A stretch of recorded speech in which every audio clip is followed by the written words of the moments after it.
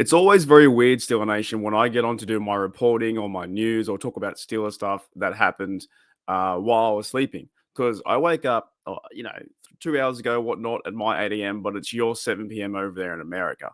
So most of this stuff has already been covered, but I guess this is from my Australian perspective. But let's go through it, man. So it was a pretty big day in terms of training camp. You had this came up with blokes like Warren versus Queen hitting each other, backs on backers wearing pads. But there's also a really bad side to it as well. I want to talk about Wilson's injury in just a minute. There's the talk around Justin Fields versus Russell Wilson. I still don't believe, and I'll still be stressing this, I don't think it's going to be quarterback number one being Justin Fields. Now, he can play good football and throw the ball around and learn and get better. I'm fine with that. But I don't think that Mike Tomlin and the crew is going to make Fields number one at quarterback. Anyways, pads came back on today, and like I said, I always grab the news really late. It's just how it happens here on this channel. So I hope you guys appreciate it out there in Steeler Nation, all the way from Steeler Nation, Australia. Pretty cool to see Warren going up against Queen. That was one of the visuals, one of the photos I found. But we have some news and updates concerning the roster. So here's the roster. So they have now signed tight end Matt Sokol. It's another tight end to the roster because right now I think Rodney Williams is dealing with the injury, and defensive back Kyler McMichael, and released receiver Marquez Callaway. And we talked about yesterday, DB is Josiah Scott. So two guys go out, two guys go in.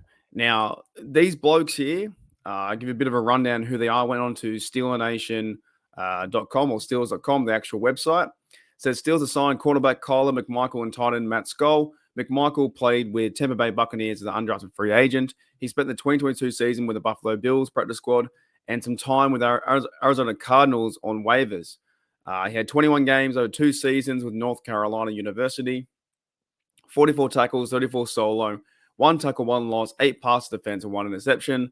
And Skoll was signed originally by the Chargers following the draft in 2019. He has been on the practice squad of Chargers, Jacksonville, Detroit, New England, and spent some active time on the Chargers roster. All right, Michigan, he played state, 52 games, 31 receptions, 348 yards, and 2 TDs. However, these blokes are just guys that are trying to make the team, and they're very likely to be cut again. But news and notes there is McMichael and Skoll have been signed. So best of luck to them. We'll see them in the preseason game coming up very shortly. What else do I have here? That's right. With the preseason game coming up, actually the new one, the Hall of Fame game is this Thursday. Bears versus Texans. I can't do that live like I normally used to last year when I put football and we talk and watch and drink beer. I'm going to work on Friday, so I can't see that. But next week we have Steelers versus Texans. Rightio. I saw this on Instagram, not Instagram. I saw this on Twitter. Cameron Hayward says first day of pads, and Ogunjobi dropped a truth bomb.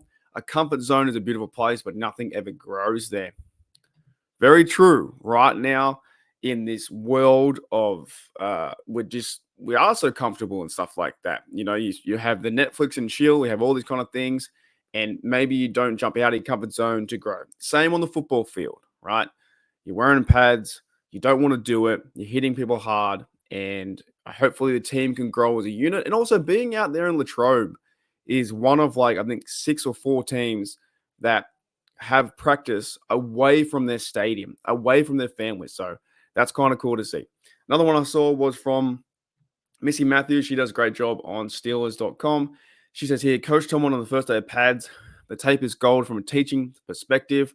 And also was confirmed that Roman Wilson hurt his ankle today, and Russ got back in action with a helmet on 7-7 and a little 11-on-11. Now, first of all, let's start this. This tape is gold from a teaching perspective. 100%. These guys, the coaches, are going to evaluate what happens with pads on pads. I saw a massive play, a huge play by Pickens taking on yet again JPJ. So a one-arm catch. I saw there's some good reviews around Justin Fields today, but the really bad news was Wilson, the receiver, is sources say that Steelers receiver has been cut off with an injury week to week, he'll be okay, but he could miss some time, and the injury does not appear serious. I saw other reports out there that it might be a high ankle sprain. Maybe he got rolled up on, and he's going to miss a few time. Maybe he's back, hopefully before the preseason game in 10 days' time when we go and verse the Texans. Now, this is the one big issue I think fans out there have been saying. If someone goes down, a receiver goes down, if it's Van Jefferson, Wilson, Austin, if the big receiver goes down, that is George Pickens, then where's the depth? And in that moment, do you got to go out and sign someone, or do you just go with what you got? So that kind of sucks. When I woke up to hear that, not good news. Roman Wilson has been cut off with an ankle injury week to week, and hopefully he'll be okay in the coming few days now, or few weeks. Now let's end on this one. I keep seeing videos all around the internet, right? All around the internet. Justin Fields versus what's his name? Russell Wilson, right? Yes, there could be an idea of quarterback competition. Okay, great. There's quarterback competition. However, at the same time, it doesn't mean that the coaches, I don't think the coach is going to go, okay, this job is open for grabs. It's not. I believe that the coaches with Mike Tomlin have already decided that Russell Wilson is QB1. Let me know in the comments below, guys, what you think. I dead set think it's good to see Fields playing football, being active, running around, doing all the passes and finding the end zone to Pickens and all those kind of things. It's great. But just because he's showing flashes, it doesn't mean he's going to be QB1 come towards September when they verse the Falcons. Let me know in the comments below. Anyways, guys, that's kind of it for today. I'll see you guys later on.